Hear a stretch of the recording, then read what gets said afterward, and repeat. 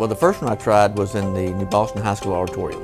And so it's best described by a friend of mine who's also a lawyer who saw the photograph. He said it looked like a high school production of To Kill a Mockingbird. I kept pushing it and thinking, well, we're going to be able to have them soon. And I was having ideas in my head of how we would do it. And so finally, come probably, I think it was the 1st of August, or it was middle of July when I applied to have it. We had a ton of planning that went into it, probably 30, 40 hours of working through the logistics of where we were going to do it, trying to find a location, make sure that we had all the health authority on board. Go to the breakout room button, hit join.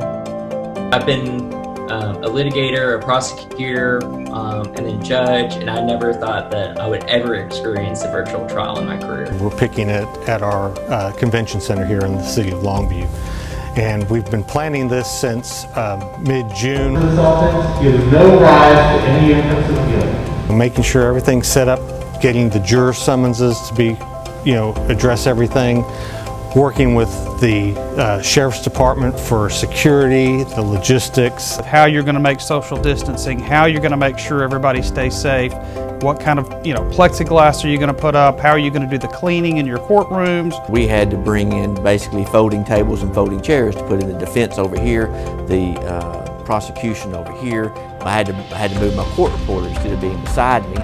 They had to be out in front of me. How do we make sure that the jury has adequate technology? How do we make sure that the jury knows that this isn't a hoax and that they know what link to click? We needed to make sure that how did the attorneys introduce evidence correctly? How do we do voir dire? How do we make sure that we take breaks? Yeah, where's everybody going to sit? What are we going to do if they have to go to the bathroom? How do we dismiss people? What if there's a jury shuffle?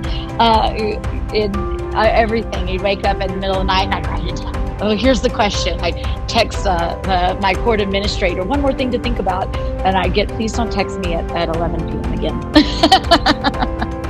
So it was literally a team effort. I think most courts will find that once they get through the first trial or two, they've seen the logistics, they've figured out what they have to do to make this work, they can make it work. And you can get a new jury, you can get a new trial, you can move your dockets along. I got a comment after jury selection, an email right afterwards, where one of the veneer members who wasn't selected said, "Thank you for making us all feel safe. This is a weird time to do a jury trial. We appreciated some of the normalcy, and I felt safe, and I'd do it again."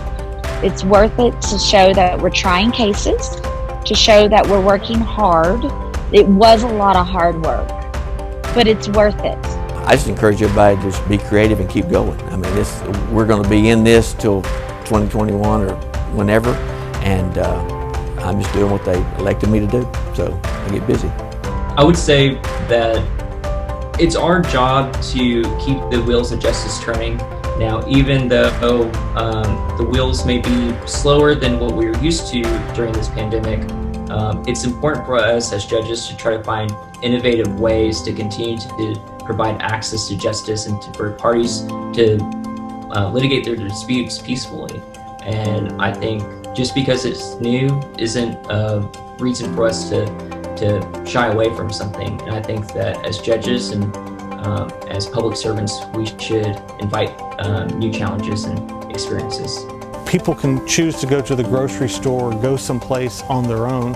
When we summon them to the courthouse, I think it puts added pressure and responsibility on all of us. I think the judiciary as a whole has tried to be very, very cognizant of that. I think you look at the trials that have happened and the precautions they took, but also to make sure that we're getting a good, array of our communities to show up, and I think we did that today.